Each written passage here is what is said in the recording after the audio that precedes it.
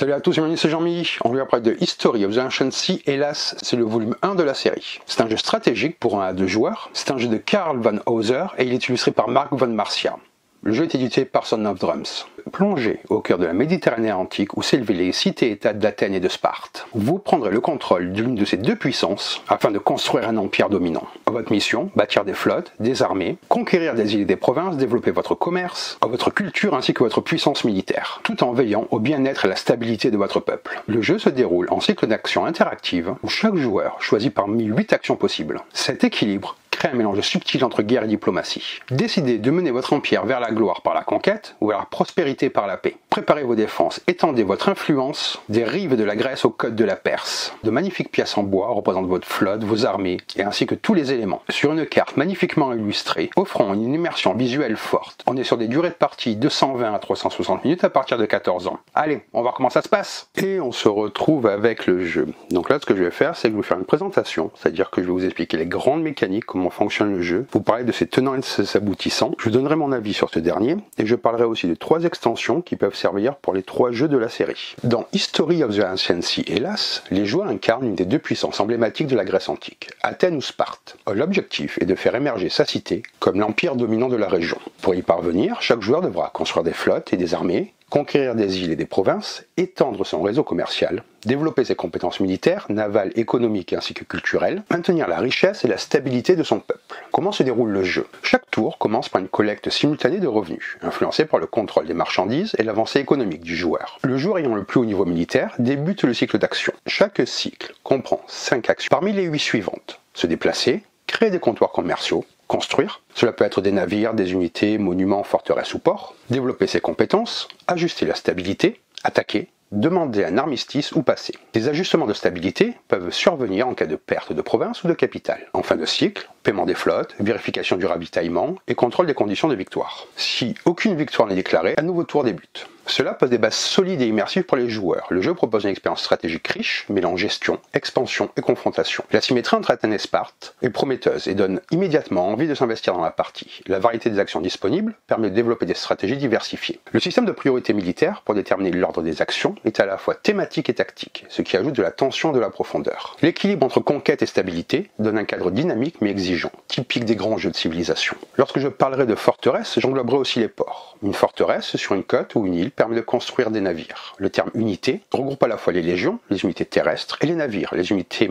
maritimes. Les conditions de fin de victoire standard est d'atteindre un certain nombre de points de victoire en contrôlant des îles et des provinces. Il est recommandé pour une première partie de jouer avec 8 points de victoire. C'est une version courte, 9 points de victoire pour une version moyenne. En activant les lauriers sur la piste de contrôle. Vous voyez sur le plateau, il y a plusieurs pistes. En fin de cycle d'action, si personne n'a été un PV requis, les joueurs vérifient le nombre de monuments construits, en cas d'égalité la stabilité, puis les revenus. Comme vous voyez, il y a énormément de matériel. On se retrouve avec un très grand plateau qui représente la Grèce antique et l'Empire perse, des ensembles de pièces en bois, Athènes est en bleu, Sparte en orange, et cela comprend des légions, des navires, des forteresses ports, comptoirs, monuments, un chef, des meeples ainsi que des cubes. Il y a des pièces neutres, qui sont les légions et forteresses jaunes et violettes. Vous avez des tableaux de développement, un tableau de contrôle des marchandises et tous les plateaux que vous voyez là sur le côté. Les différents jetons qui représentent l'argent. Il y a des cartes aussi que vous voyez au-dessus, qui sont pour le mode solo et des conditions de victoire alternatives. Ça qui est très bien, c'est un scénario sur la guerre du Péloponnèse où il y a une mise en place qui est faite et vous avez tout qui est expliqué là. Bien entendu, il y a une aide de jeu. Et que ce soit les règles ou tout le reste, cela témoigne d'un effort remarquable de clarté. L'utilisation des termes est bienvenue et rend le jeu plus lisible pour les nouveaux joueurs sans alourdir le vocabulaire lorsque vous vous plongez dans les règles. La flexibilité de la durée de partie est une excellente idée pour rendre le jeu accessible dès la première session, tout en conservant sa richesse stratégique. Le matériel est à la fois abondant et cohérent avec l'ambition historique du jeu. La diversité des éléments, la répartition par faction et les aides de jeu bien pensées démontrent une volonté de rendre l'expérience fluide malgré sa complexité. Dans le livret de règles, il est organisé en 2 colonnes, une avec des exemples et une avec les règles. Cela est une prouesse pédagogique facilitant l'apprentissage par une lecture parallèle entre théorie et pratique. Comme vous le voyez, le plateau est organisé avec des hexagones. qui structure les déplacements terrestres et maritimes. Il y a également plusieurs pistes de gestion. Un tableau du cycle d'action, chaque action choisie est marquée par un cube de la couleur du joueur. Il y a une piste d'armistice qui enregistre les accords de paix entre joueurs. Une piste d'ordre du tour qui indique qui joue en premier à chaque tour, une piste d'approvisionnement qui montre combien d'unités terrestres chaque joueur peut entretenir, de stabilité qui représente la stabilité politique et sociale de l'Empire, une piste de contrôle et une piste de points de victoire. Et vous avez également, comme je vous montrais, vous avez ces tableaux-là. Je vais les enlever après, mais comme ça vous avez une idée de tout le matériel et de tout ce que propose le jeu. Vous retrouverez sur le plateau plusieurs types de terrains. Il y a la terre, les mers, l'île et les côtes. Les unités peuvent être déployées sur les terres, côtes ou îles. Les navires, quant à eux, sont limités aux mers, aux côtes et aux îles maritimes. Les comptoirs de commerce sont placés dans l'hexagone contenant une ressource marchande. Vous voyez, vous avez des ressources. Certaines villes possèdent à la fois un nom et un symbole de marchandise. Les forteresses et monuments ne peuvent être construits que dans les villes. La construction d'une forteresse remplace un comptoir de commerce qui retourne dans la réserve. Les ports, quant à eux, sont des forteresses construites sur des villes côtières, permettant en plus la production navale. Les forteresses génèrent des revenus, selon la marchandise présente, et servent aussi de point d'apparition pour les nouvelles unités. Tout cela démontre une intégration très fonctionnelle des éléments de jeu, directement sur le plateau, évitant ainsi le recours constant des aides extérieures. Chaque piste est pensée pour favoriser un suivi fluide et transparent de la progression, des ressources et des conditions de victoire. Le système de terrains hexagonaux ajoute de la profondeur tactique. Il impose une gestion fine du positionnement, différente selon les unités. Le lien entre ressources, commerce et construction est particulièrement bien conçu. Les villes deviennent des nœuds stratégiques essentiels. Cette richesse stratégique, associée à une ergonomie de jeu bien pensée, fait que le jeu est à la fois exigeant et lisible, avec une logique interne solide. La carte comporte 17 provinces et 17 îles. Certaines régions ont un statut spécifique, comme par exemple la Sicile qui est une province et pas une île. Les montagnes sont des terrains plus lents à traverser, mais offrent un bonus défensif. Qu'en est-il de la mise en place? Chaque joueur choisit entre Sparte ou Athènes. La mise en place suit des règles strictes pour garantir l'équilibre initial. Il y aura le placement d'une forteresse dans la capitale, donc Sparte ou Athènes, puis vous allez placer des comptoirs de commerce dans les hexagones marchands les plus proches de la capitale, uniquement par voie terrestre ou côtière. Si un comptoir est placé sur une marchandise de luxe, le joueur augmente sa stabilité de plus 1. Vous allez ensuite placer des légions dans la capitale, un comptoir ou embarquer sur un navire. Vous pouvez également placer des navires dans un port ou un hexagone côtier contenant un comptoir du joueur. Vous avez des revenus de départ qui sont placés sur le tableau dédié avec les cubes. Chaque joueur place un cube dans la première case et 4 sections militaires de développement. C'est ce plateau-là, comme je vous l'ai montré.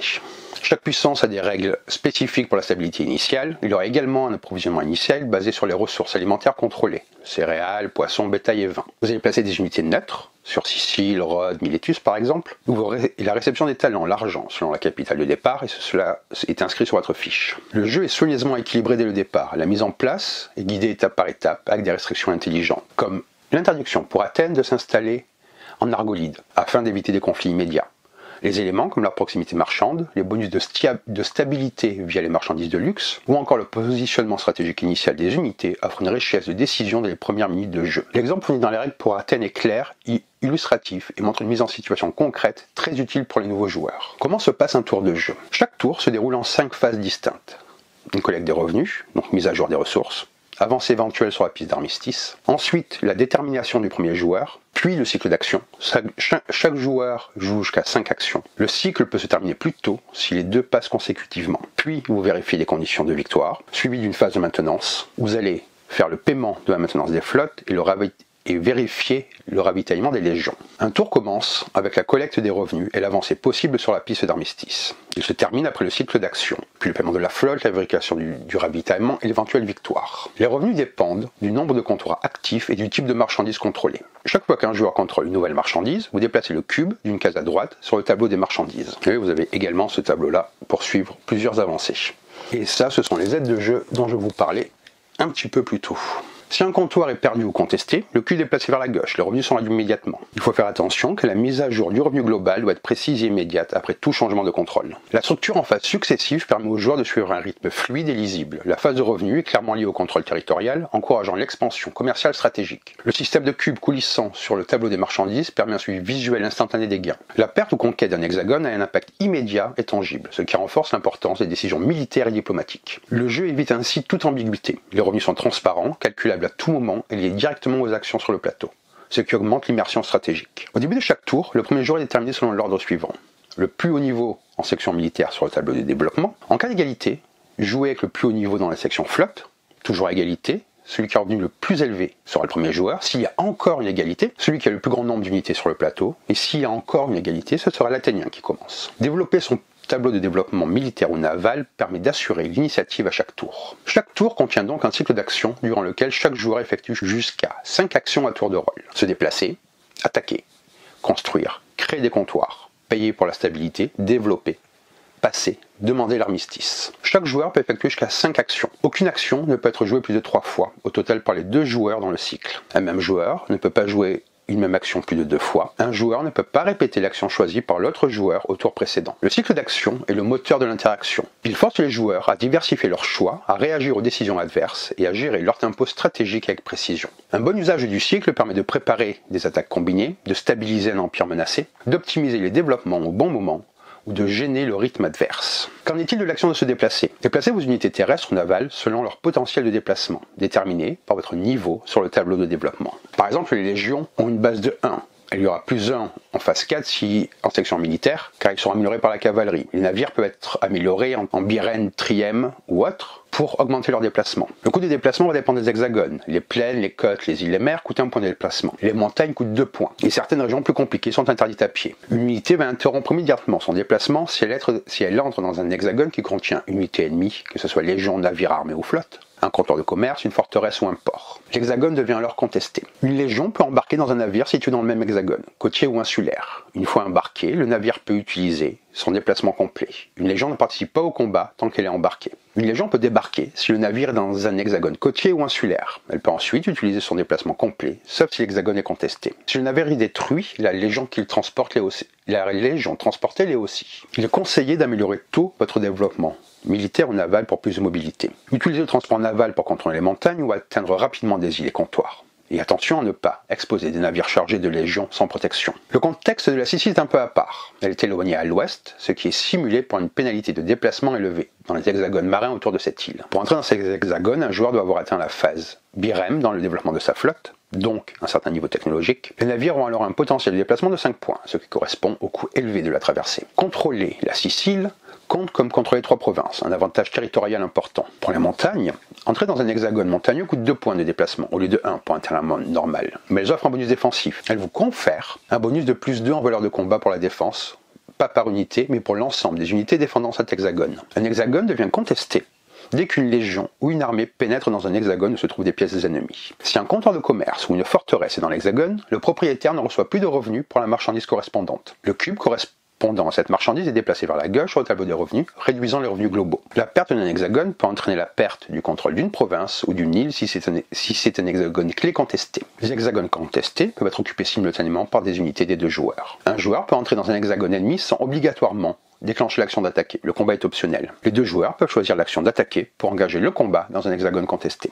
Bien entendu, dans un hexagone contesté, il est impossible de construire quoi que ce soit ou de créer un comptoir de commerce. Les unités peuvent librement quitter un hexagone contesté en utilisant leur potentiel de déplacement. Le concept d'hexagone contesté est une tactique agressive sans combat direct, car il prive l'adversaire de revenus et d'expansion. Les combats coûtent cher, donc créer des zones contestées est un moyen efficace de gêner l'ennemi. Avoir des hexagones contestés peut ralentir la croissance économique et militaire de l'adversaire. L'action d'attaquer permet à un joueur d'engager des combats dans des hexagones contestés contre les unités ennemies présentes. Seules les légions peuvent attaquer des légions ou des forteresses, tandis que les navires combattent des navires ennemis. Les légions transportées doivent d'abord débarquer avant de pouvoir initier un combat. Le joueur peut déclencher autant de combats qu'il a d'unités dans des hexagones contestés, ou choisir de ne pas attaquer du tout. L'action peut aussi servir à s'emparer d'un comptoir de commerce adverse ou à bloquer l'action du joueur suivant sans combat. Toutes les unités présentes dans l'hexagone doivent participer au combat, qui est résolu en comparant la valeur de combat, qui dans les règles est appelée VC, des unités, ajustées selon le développement militaire de la flotte, la stabilité ainsi que le niveau culturel. Les forteresses et monuments ne peuvent être attaqués que par des légions ou des armées. Les combats sont simultanés et un hexagone reste contesté tant que les 2 joueurs ont des unités survivantes. Une forteresse défend avec une valeur de combat fixe de 5, ajustée selon les modificateurs. Les unités en montagne bénéficient d'un bonus de plus 2.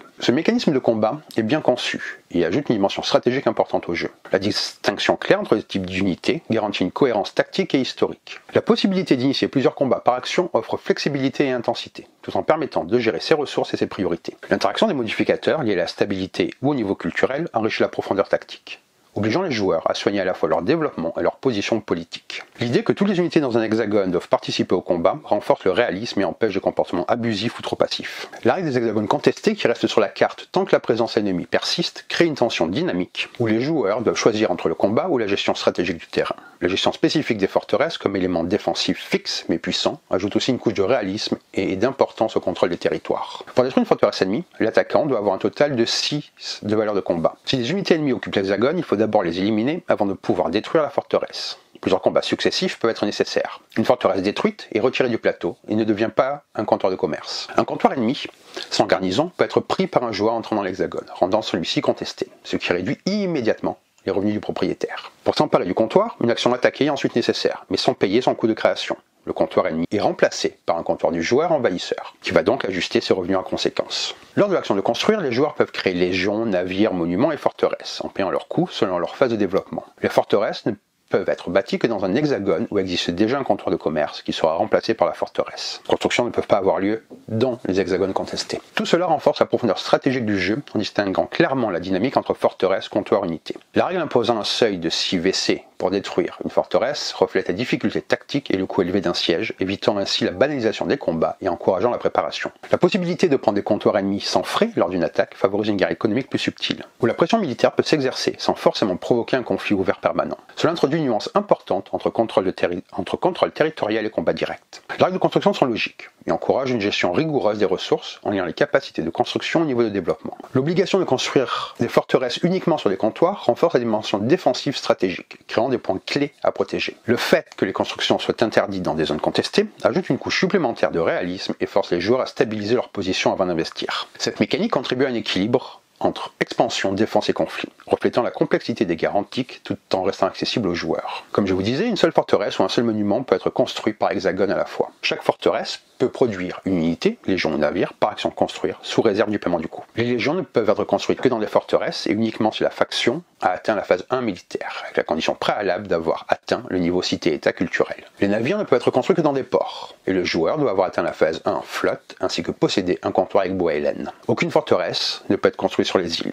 Une forteresse construite pendant un tour ne peut pas produire d'unité ce même tour, il faut attendre la prochaine action construire. La création d'une unité dans une forteresse déjà occupée nécessite la formation d'une armée ou d'une flotte, avec un marqueur disponible. Le coût de construction dépend de la phase de développement du joueur. Une forteresse peut être construite avant d'atteindre la phase 1, mais à coût correspondant à cette phase. Les joueurs peuvent créer plusieurs comptoirs de commerce par action, en fonction de leurs ressources et capacités. Il est essentiel d'avoir au moins un comptoir avec laine et bois pour pouvoir construire des navires. Un joueur peut créer un comptoir dans un hexagone non contesté contenant une marchandise occupée par au moins une légion ou un navire. Un seul comptoir de commerce peut exister par hexagone. La planification du moment et de l'emplacement de création des comptoirs est cruciale car les actions sont limitées. Tout cela illustre une mécanique de développement équilibré et réaliste. L'obligation de construire les légions et navires seulement après avoir atteint un certain niveau culturel et économique introduit une progression logique, renforçant le lien entre développement civilisationnel et capacité militaire. La limitation à une construction par hexagone et par tour apporte une dimension stratégique. Il faut choisir où investir ses ressources et planifier ses actions plusieurs tours à l'avance, ce qui valorise la gestion en long terme.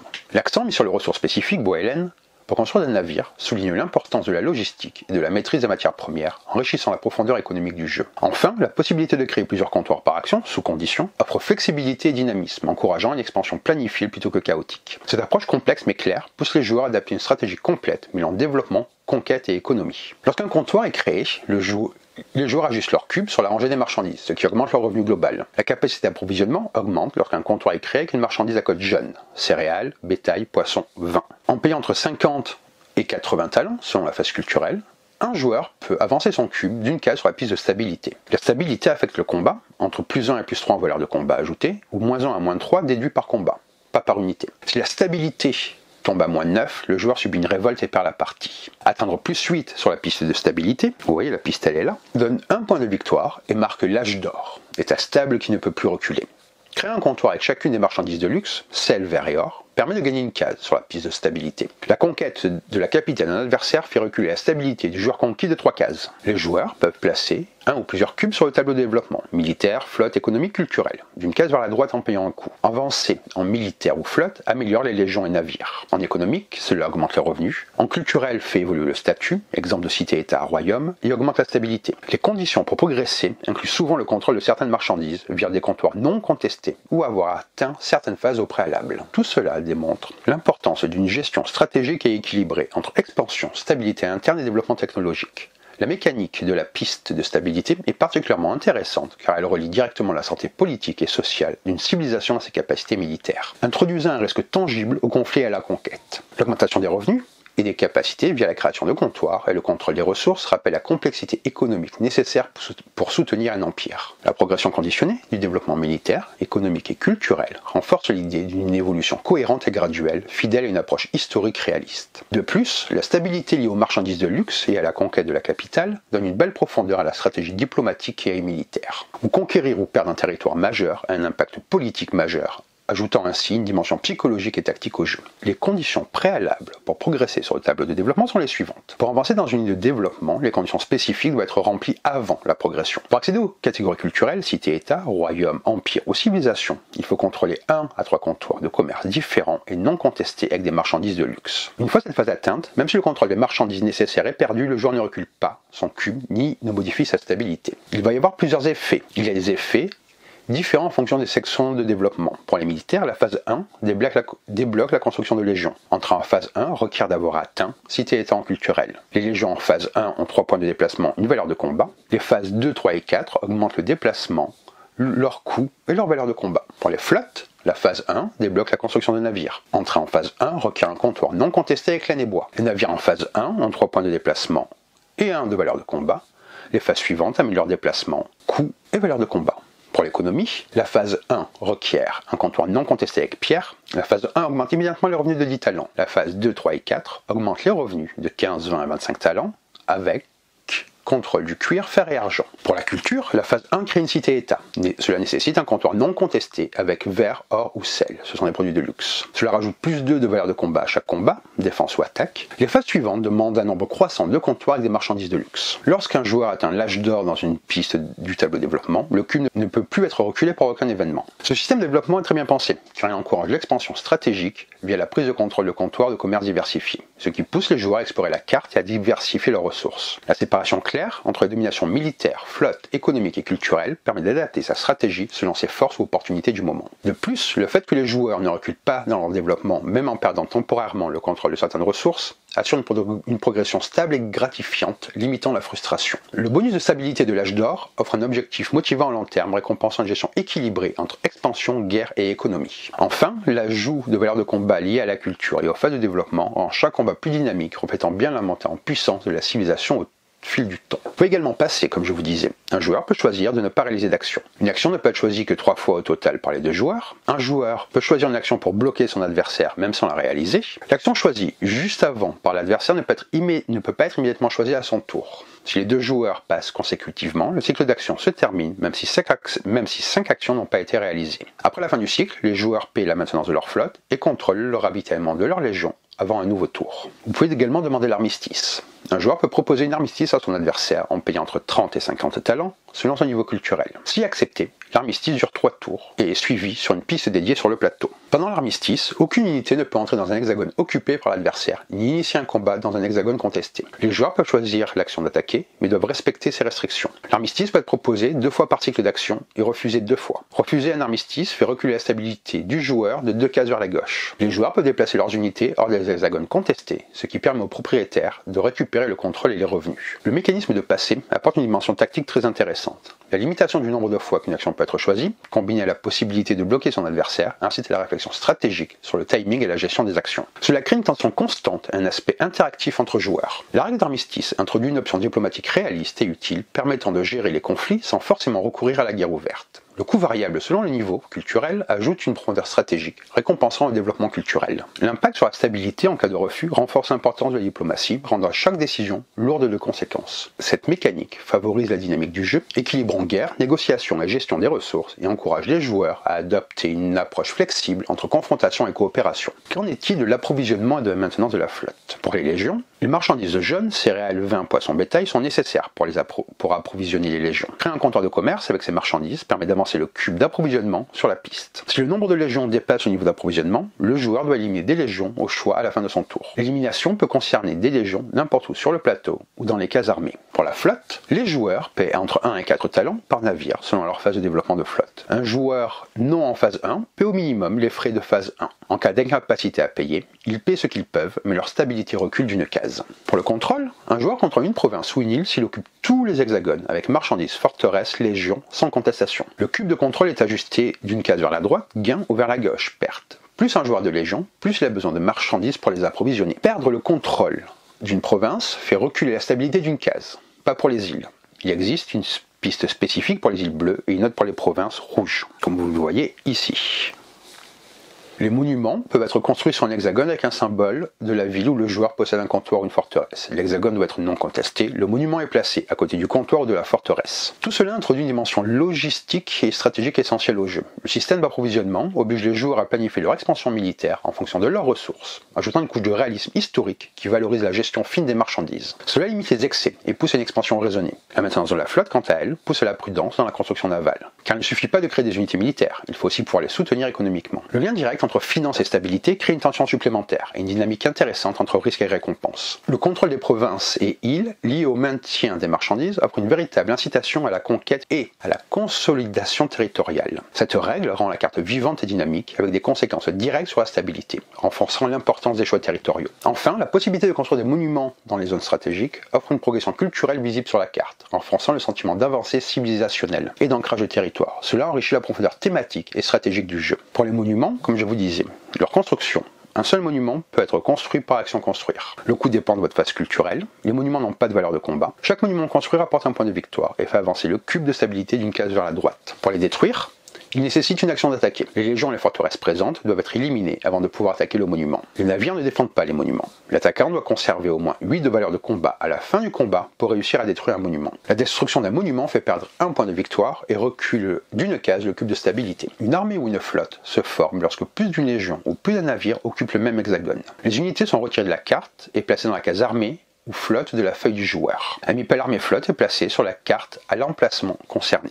Les armées flottes peuvent contenir un nombre limité d'unités. Pendant le déplacement, des unités peuvent être détachées ou intégrées. Si une armée flotte ne contient qu'une seule unité, le meeple est retiré et l'unité est replacée sur la carte. Deux armées flottes du même joueur dans un même hexagone fusionnent automatiquement. Une armée flotte ne peut pas contenir de forteresse, mais la forteresse dans le même hexagone compte pour la défense. Ces mécanismes renforcent la profondeur stratégique du jeu tout en restant fluide et intuitif. La construction des monuments est valorisée par ses effets positifs sur les points de victoire et sa stabilité, donnant une motivation claire à développer la culture et le prestige de sa civilisation. Leur destruction, exigeante et coûteuse, encourage une défense solide et des choix tactiques importants lors des combats. La formation d'armées et de flotte, à partir d'unités individuelles, permet une gestion flexible et réaliste des forces militaires. Cela donne une sensation de contrôle granulaire, tout en simplifiant le déplacement stratégique grâce à la fusion et au déplacement des unités. La séparation claire entre unités mobiles et structures ajoute une couche tactique intéressante lors des combats, notamment en défense. Tout cela favorise un équilibre entre gestion tactique militaire, tactique militaire et développement culturel, ce qui enrichit encore plus l'expérience de jeu. Si un joueur atteint le niveau de révolution sur la piste de stabilité, il perd immédiatement la partie.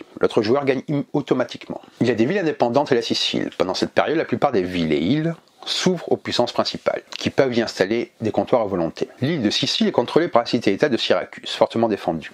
Chaque hexagone marchand est gardé par une légion. La cité de Syracuse est une forteresse protégée par une légion. Pour conquérir la Sicile, Sparte ou Athènes doivent d'abord vaincre les légions de la forteresse par combat. Une fois les défenses éliminées, la puissance conquérante peut créer un comptoir de commerce dans cet hexagone. Après le débarquement initial, une nouvelle légion jeune de Syracuse est placée à chaque début de tour dans un hexagone non contesté, avec une marchandise jusqu'à un maximum de 7 légions. La puissance adverse décide où placer cette légion. Si les deux puissances ont débarqué, le premier joueur choisit. Les légions de Syracuse ne se déplacent pas et ne combattent pas, mais ont une valeur de combat de 3. La forteresse de Syracuse est plus forte avec 6. Les marchandises sur l'île ne profitent pas à Syracuse. Syracuse ne profite d'aucun effet si un hexagone est contesté. Une seule légion par hexagone, sauf pour les légions de Syracuse qui n'ont pas de limite de nombre dans un hexagone. Cette mécanique introduit un aspect stratégique très riche et historique. La présence d'une force locale résistante comme Syracuse ajoute une dimension de défi supplémentaire pour les joueurs voulant étendre leur influence, renforçant la sensation d'un monde vivant et complexe. Le fait que Syracuse place automatiquement de nouvelles légions après le débarquement traduit bien la difficulté et la persistance de cette résistance. Cela force les joueurs à planifier soigneusement leur campagne militaire et à investir dans la conquête progressive plutôt que d'espérer une prise rapide. La règle unique de non-limitation des légions de Syracuse en un hexagone crée une zone à haute densité de défense, ce qui peut influencer tactiquement les mouvements sur l'île, renforçant l'aspect de siège et d'assaut stratégique. Enfin, le système de révolution, simple mais très impactant, met en avant l'importance de la stabilité dans la gestion globale de la faction, ajoutant une tension constante sur les décisions politiques et militaires des joueurs. Certaines villes ont une forteresse violette, Milgos, Pergame, Abydos, dans leur hexagone. Ces cités ne produisent pas de marchandises et ne construisent pas d'unités. Elles ont une valeur de combat de 6, mais ne lancent pas d'attaque, elles ne font que défendre. Pour construire un comptoir de commerce dans ces hexagones, il faut détruire la forteresse. Une fois détruite, la forteresse ne revient pas. À Rhodes, 2 légions violettes sont placées dans chaque hexagone, elles ne se déplacent pas ni n'attaquent, avec une valeur de combat de 3. Une fois détruites, elles ne sont pas remplacées. La partie se termine si un joueur atteint le niveau de révolution, c'est une défaite immédiate. Sinon, à la fin d'un cycle d'action, on vérifie si un joueur a rempli les conditions de victoire convenues au départ. Le nombre de comptoirs, légions, navires et forteresses est limité par le matériel fourni. Les unités ennemies et les structures détruites sont retournées dans la réserve et peuvent être réutilisées. Le contrôle des marchandises est limité par le nombre de cases disponibles par la piste de contrôle. Par exemple, un joueur ne peut pas contrôler plus de 9 hexagones de céréales. Ces règles apportent un équilibre et une profondeur tactique appréciable. Les cités indépendantes introduisent des points stratégiques difficiles à conquérir qui offrent une vraie résistance sans tomber dans une complexité excessive. La présence de forteresses et de légions violettes défensive garantit que la conquête n'est pas triviale, forçant les joueurs à bien planifier leur offensive. Les règles claires sur la fin de partie, notamment l'élimination immédiate en cas de révolution, maintient une tension constante et rend la stabilité cruciale. Cela encourage les joueurs à gérer avec soin leurs actions et leurs ressources. La limitation du matériel incite à une gestion prudente et stratégique des unités, ce qui pousse à réfléchir à la meilleure utilisation des forces disponibles et à éviter les excès, renforçant la dimension réaliste et compétitive du jeu. Vous trouverez également dans le jeu plusieurs règles optionnelles qui sont expliquées en fin de livret. Je vous conseille d'aller les voir, ça enrichit encore le jeu, ça vous donne encore une dimension tactique et stratégique supplémentaire. Donc ça c'est pour cette présentation de ce premier volume. Je vais maintenant vous donner mon avis sur le jeu avant de penser aux extensions. Dans l'arène sanglante des civilisations antiques, rares sont les jeux capables de capturer la complexité, la profondeur et la tension dramatique des luttes entre Sparte et Athènes. Hélas, ne se contente pas d'être un simple wargame, il se présente comme un voyage dans le temps, un théâtre où se jouent alliance, trahison, conquête et diplomatie, au rythme impitoyable des décisions. Dès les premières actions, le joueur comprend que bâtir un empire est une tâche périlleuse. La construction des monuments, symbole de la gloire et de la permanence, dépend étroitement de la phase culturelle atteinte par chaque faction. Plus on progresse dans la culture, plus les monuments deviennent coûteux, mais leur impact sur la stabilité et le prestige est crucial. Un monument construit octroie un point de victoire et fait avancer d'une case vers la droite le cube sur la piste de stabilité. Ce précieux indicateur qui mesure la solidité intérieure de votre pouvoir. Mais la tentation est lourde. Chaque monument représente un investissement, un pari sur l'avenir. Inversement, la destruction d'un monument, que seul un combat victorieusement mené peut permettre, fait perdre des points de victoire et recule le cube d'une case vers la gauche. Cette mécanique illustre avec justesse la double nature des conflits antiques. Chaque victoire militaire doit être soigneusement pesée car elle peut fragiliser l'équilibre politique interne. La gestion des armées et des flottes est l'une des expériences les plus riches et dynamiques offertes par le jeu. Lorsque plusieurs légions ou navires se retrouvent dans un même hexagone, ils peuvent être regroupés en armée ou en flotte, représentés sur le plateau par des meeples spécifiques. Ce regroupement n'est pas seulement une question de représentation visuelle, il influe directement sur les déplacements et les combats. Une armée ou une flotte peut se déplacer à travers plusieurs hexagones, détacher des unités en chemin ou absorber des unités sur sa route. Cette gestion fine offre un mélange subtil entre planification stratégique et tactique immédiate. Le fait que les armées et flottes puissent fusionner ou se décomposer rend la logistique militaire aussi cruciale que les combats eux-mêmes. Vous ne manquerez pas de moments intenses où une décision de déplacer ou détacher une unité au bon moment peut faire basculer l'issue d'une bataille ou d'une campagne. Les cités indépendantes offrent une mécanique spéciale qui tranche avec le reste du jeu. Cette île ne cesse pas conquérir facilement. Chaque hexagone, avec un symbole de marchandise, est occupé par les légions de Syracuse, tandis que la cité elle-même est protégée par une forteresse gardée par une légion. La difficulté réside dans le fait que ces légions ne bougent pas et n'engagent pas le combat d'elles-mêmes, mais doivent être éliminées par les envahisseurs. De plus, chaque conquête d'hexagone ouvre la porte à l'apparition d'une nouvelle légion jaune supplémentaire sur un hexagone libre. Cela crée une tension constante et un équilibre mouvant sur cette île stratégique. Cette mécanique traduit parfaitement la réalité historique. Syracuse et ses défenses représentent une barrière difficile à franchir, une forteresse imprenable qui défie les ambitions de Sparte et d'Athènes. Un des aspects les plus subtils du jeu et le plus immersif est sans doute sa piste de stabilité. Chaque action, chaque combat, chaque construction ou destruction affecte cette piste. Cette piste symbolise la santé politique et sociale de votre empire. Atteindre le niveau de révolution signifie la défaite immédiate. Votre empire s'effondre sous la pression interne. Ainsi, chaque décision militaire doit être contrebalancée par une gestion prudente de la stabilité politique. Le jeu réussit ici un tour de force. Il ne s'agit pas seulement de conquérir des territoires, mais de conserver l'unité et la loyauté des populations. Les règles optionnelles poussent encore plus loin cette idée, en permettant par exemple de payer pour faire reculer l'adversaire sur la piste, ou en forçant les joueurs à reculer leur progression sur le tableau de développement lorsqu'ils perdent le contrôle d'une marchandise clé. Ces options ajoutent un réalisme brutal, où la guerre économique et politique est tout aussi dangereuse que les champs de bataille. L'évolution des civilisations dans le jeu se manifeste aussi à travers un tableau de développement qui couvre plusieurs aspects, militaires, culturels, économiques et technologiques. Chaque progrès apporte des avantages mais aussi des coûts, et parfois des reculs forcés si les conditions ne sont plus remplies. Atteindre l'âge d'or, symbolisé sur la piste de stabilité, est l'objectif ultime. Ces dynamiques rendent le jeu riche, car il faut penser sur le long terme, défendre ses acquis et parfois négocier. La guerre devient alors aussi une partie d'échec politique, où la diplomatie et la ruse comptent autant que la force brute. Chaque faction dispose d'un meeple représentant son chef. Ces leaders sont des figures emblématiques, capables d'ajouter de la puissance au combat, et de se déplacer rapidement. Ils ne peuvent pas être éliminés, symbolisant leur importance et leur rôle charismatique. Cette mécanique incarne parfaitement l'importance historique des généraux et stratèges qui ont marqué cette période. La présence d'un chef peut changer le cours d'une bataille, reflétant l'impact d'un commandement éclairé. Quels sont les points forts du jeu? Une animation historique et stratégique. En effet, le jeu immerge parfaitement dans la mentalité antique où chaque décision a des conséquences multiples. C'est une gestion équilibrée entre guerre et politique. La piste de stabilité impose de gérer aussi bien les aspects militaires que l'équilibre social. Il y a de multiples couches de jeu. Entre armées, flotte, développement technologique et économique, la richesse tactique est immense. Il y a des règles optionnelles pour intensifier la tension. Elles ajoutent du réalisme et rendent les parties plus tendues, avec des choix plus lourds de conséquences. Et là, c'est une œuvre d'art ludique qui retranscrit avec une fidélité rare les enjeux complexes de l'Antiquité. Ce n'est pas simplement un jeu de conquête, mais un système vivant où politique, guerre, économie et culture s'entrelacent dans un ballet stratégique haletant. Pour les amateurs de jeux de stratégie historique, avides de profondeur et de narration, cette expérience est une invitation à revivre les tensions titanesques entre Sparte et Athènes, dans un monde où chaque victoire est un pas vers la grandeur ou vers la chute. Ce jeu est une véritable épopée, à la hauteur des plus grands récits antiques. Comme vous voyez, j'ai beaucoup aimé ce jeu-là. Donc maintenant, je vais commencer à vous parler des extensions et ce qu'elles amènent un petit peu au jeu. Elles sont compatibles avec les 3 volumes qui composent cette trilogie. Donc ça, c'est le premier, comme je vous ai dit. Donc on va commencer par l'extension Nouveau Marché qui arrive avec ce matériel-là. Cette extension s'intègre parfaitement aux 3 jeux de la série History of the Ancient Sea, Hélas, Diciare et Mare Nostrum. Elle propose aux joueurs une expérience renouvelée, enrichissant leur immersion stratégique par la gestion et la conquête de nouvelles ressources commerciales. Les joueurs peuvent choisir entre 2 variantes de mise en place des marchandises sur la carte. La variante 1, distribution aléatoire des jetons de marchandises pas visibles, garantissant une carte différente à chaque partie. Variante 1-2, même distribution mais face cachée, révélée uniquement lors de la création d'un comptoir de commerce. La deuxième variante, c'est la sélection aléatoire des jetons parmi un pool plus large, introduisant un élément d'incertitude stratégique important. Cette extension renouvelle la dynamique commerciale du jeu en diversifiant les ressources disponibles et introduit un élément d'incertitude sur la nature exacte des marchandises dans certains modes de jeu. La préparation des ressources devient un moment crucial, impactant profondément la stratégie d'expansion et de contrôle territorial. Les 2 variantes de mise en place permettent d'adapter la difficulté et la complexité selon la préférence des joueurs, que ce soit pour un jeu plus tactique ou plus imprévisible. La variante 2.1, cette variante affine encore la gestion des marchandises en combinant l'aléatoire de la sélection avec la révélation progressive de la nature des ressources. Après placement des jetons marchandises sur la carte, ceux-ci sont retournés face cachée, leur identité ne sera révélée que lors de la création d'un comptoir de commerce. Un tableau précis guide le nombre de jetons de chaque marchandise pour chaque jeu, assure un équilibre historique et stratégique. Une faction ne peut pas avoir plus de comptoirs d'un même type qu'elle ne possède de place sur sa piste de contrôle de marchandises. Par exemple, si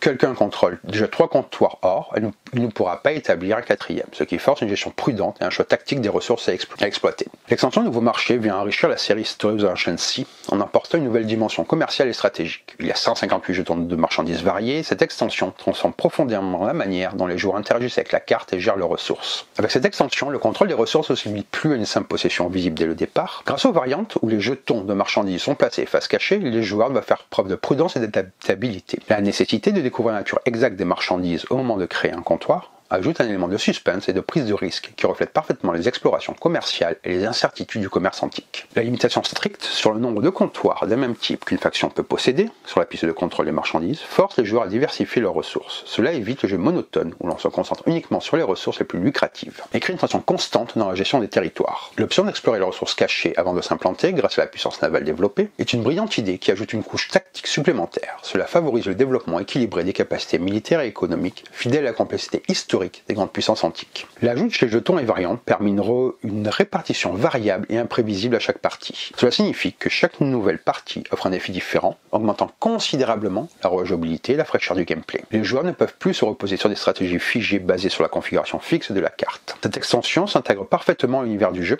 car elle illustre avec finesse la complexité du commerce antique, où les empires ne connaissaient pas toujours la nature exacte des richesses qu'ils allaient exploiter, et devaient adapter leur stratégie en fonction des découvertes et des risques. La dimension de l'exploration et la gestion des incertitudes économiques est aussi magnifiquement incarnée. En résumé, l'extension Nouveau Marché dynamise la série History of the Ancient Sea en introduisant un système de gestion de ressources à la fois riche, stratégique et thématique. Elle invite les joueurs à renouveler constamment leur approche, à équilibrer exploration militaire et commerce et à s'immerger davantage dans la rivalité impitoyable des grandes cités antiques pour la domination économique et territoriale. On va maintenant passer à une autre extension qui celle-là s'appelle Pirates et Barbares, qui vous propose donc ces magnifiques meeples.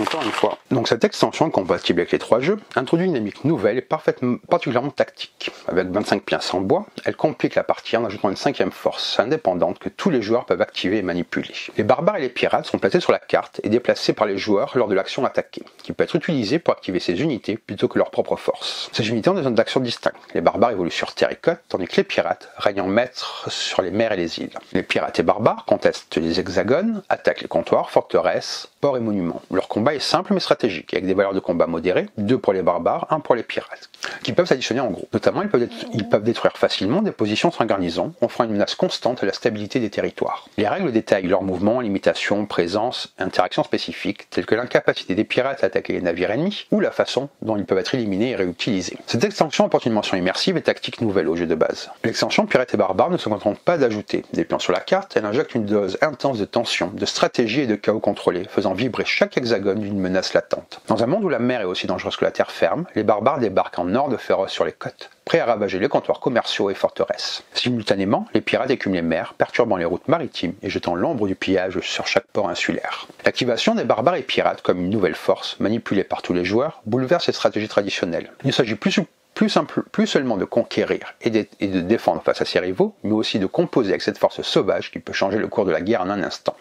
Leur capacité à contester des territoires, à détruire des installations sans garnison et à imposer leur présence en limitant la liberté d'action oblige à repenser en permanence ses priorités. Cette extension est un véritable défi tactique où la gestion des risques devient primordiale. Le déplacement différencié des barbares et des pirates impose une vigilance constante sur plusieurs fronts, renforçant le réalisme historique d'une époque où le danger venait aussi bien du continent que des flots. La possibilité d'utiliser l'action attaquée pour contrôler ces unités ajoute une couche de profondeur politique et stratégique, ouvrant la porte à des alliances temporaires ou à des choix tactiques audacieux.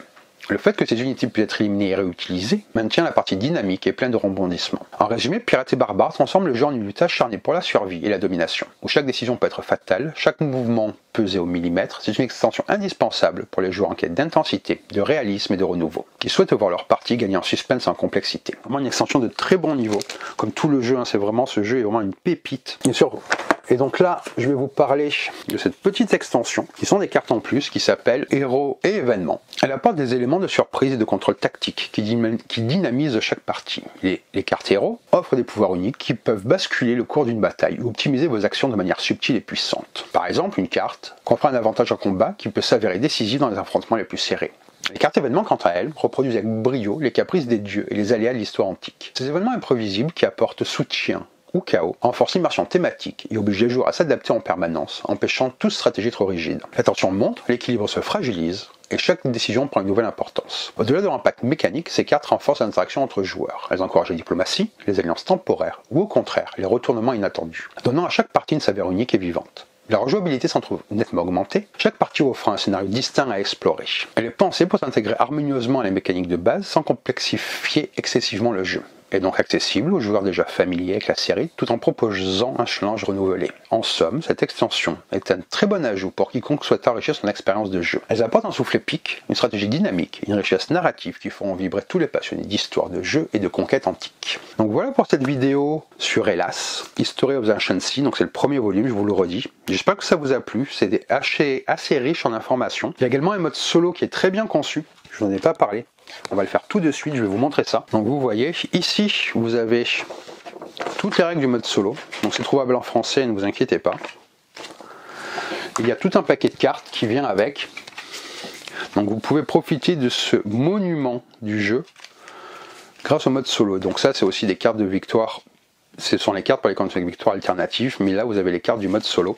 Donc comme je vous disais, j'espère que cette vidéo vous a plu, ça vous a donné envie de découvrir cette gamme de jeux qui est vraiment faite par des passionnés, on sent tout l'investissement qu'il y a dedans. J'espère vous l'avoir retranscrit au cours de ma vidéo. Si la vidéo vous a plu, n'hésitez pas à laisser un commentaire, à me dire ce que vous en avez pensé. Vous abonner à la chaîne si ce n'est pas déjà fait. Vous avez également une petite cloche que vous pouvez activer pour être tenu au courant de toutes les vidéos lorsqu'elles sont en ligne. Vous trouverez aussi sur la page principale de YouTube tous mes réseaux, Facebook, Insta, TikTok. Si vous voulez me dire bonjour, c'est avec grand plaisir. Donc sur ce, je vous dis bonne partie et bon jeu.